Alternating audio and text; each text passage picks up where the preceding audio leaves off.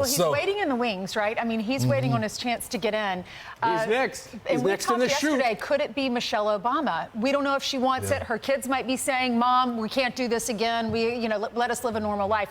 Who knows? But there are two scenarios in a recent Fox News article that we talked about last week or the week before. And it was they need to get another person on the ticket. They have a few more weeks to get on the ticket in Nevada because there are deadlines. So if they want Gavin Newsom, he needs to get on the ticket soon. And I think that deadline for Nevada is in October. So this debate's going to be in November, right? So there's that scenario, or they could go to the DNC, and that's when Michelle Obama could come out. But listen, if Biden steps aside, they're not going to anoint Gavin Newsom.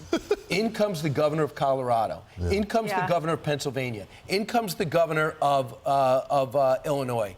Minimum. Those are the people that see themselves. Michigan, Whitmer, absolutely. So he's going to have competition. He's got to emerge from that, which means you got to go more to the left.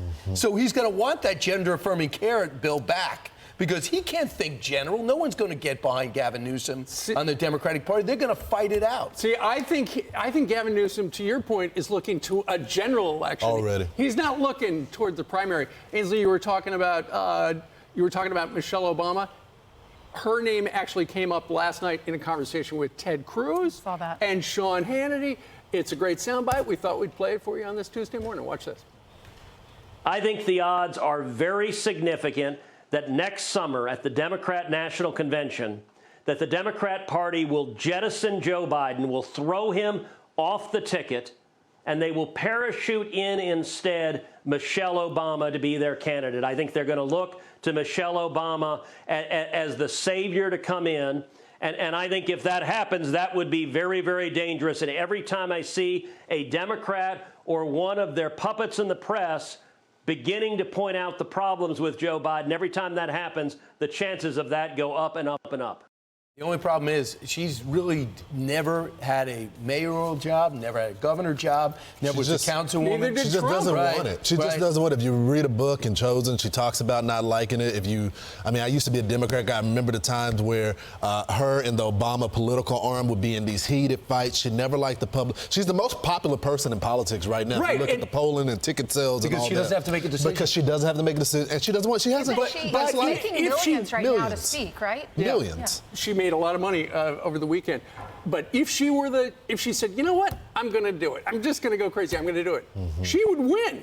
Yeah. She would win on the Democratic side. I don't know if she would win. The only thing she did is going to be competitive. She did a good job on the White House garden. I mean, what did she do? As soon as you analyze who she is, what she said in the past, she'll be as vulnerable as anyone. Personality, Brian. Sure. We've seen where they got us. But she's had zero scrutiny. Yeah.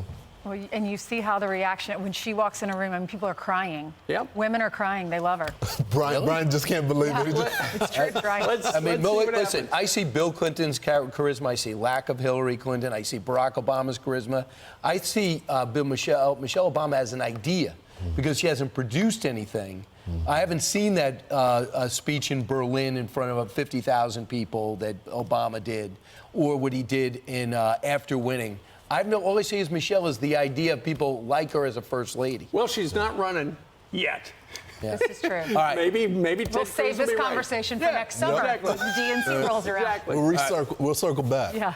Thank you, Jen Psaki. I'm Steve Doocy. I'm Brian Kilmeade. And I'm Ainsley Earhart. And click here to subscribe to the Fox News YouTube page to catch our hottest interviews and most compelling analysis.